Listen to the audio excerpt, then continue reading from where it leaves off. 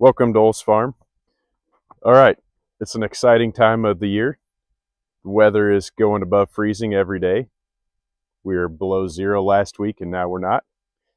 And so we're preparing our trees to come out of dormancy.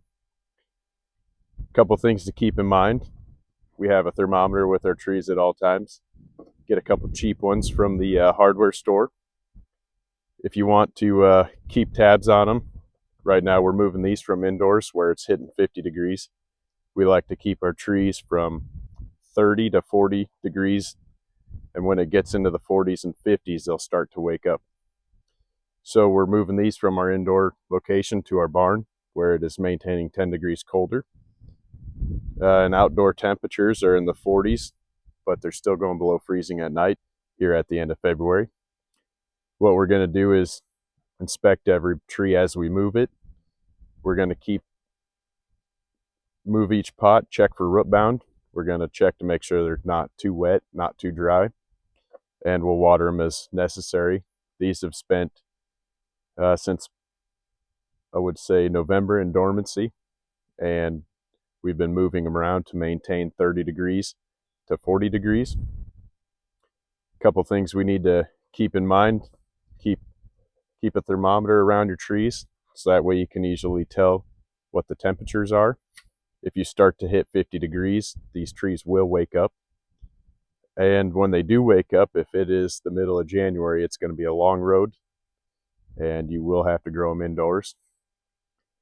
The next thing to do would be the moisture levels. A couple things we like to do is we take the pots off. We check for a moisture level, check for them being root bound. If they're too root bound, we'll make note of it and we will trim them accordingly in the springtime before they start to grow. If they're too wet, then we'll try to air them out. If they're too dry, we'll give them a little bit of water. And while they're sitting in our barn, we'll sort them off to where they need to be. This side will be wet trees. This side will be dry trees so we can water easily. Another thing we're going to do is check for growth. These ones here we might trim off so we can get branching and keep a shorter tree. This one we might cut down and do a single stem up to a certain point. And basically our goal here is we want to maintain that 30 to 40 degree temperatures until the end of March. In April, we want these to be waking up, and we don't want them to wake up in the middle of March or before. So once they start to put on their green growth, we have to maintain 35, 40 degrees or warmer, or it can burn the leaves. And once the leaves are burnt, it could kill the tree. Once the tree's top growth is dead, it would be hard to get fruit the same year, especially from a potted tree. We have several varieties. We're testing every variety. We are in the short zone in 4B, and we're going to try to find every variety that will grow here reliably in a short season. I want to say we're at 155 growing days, so relatively short compared to some warmer zones. Right now we're sitting at over 200 varieties of figs. We got a little bit of every flavor,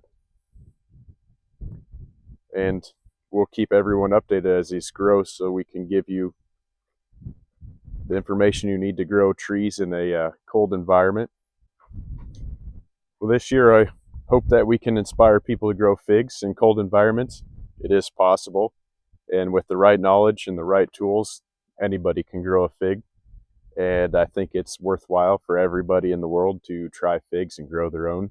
They're an easy fruit to grow, and we will try to give everybody every information they need to be able to do this on their own.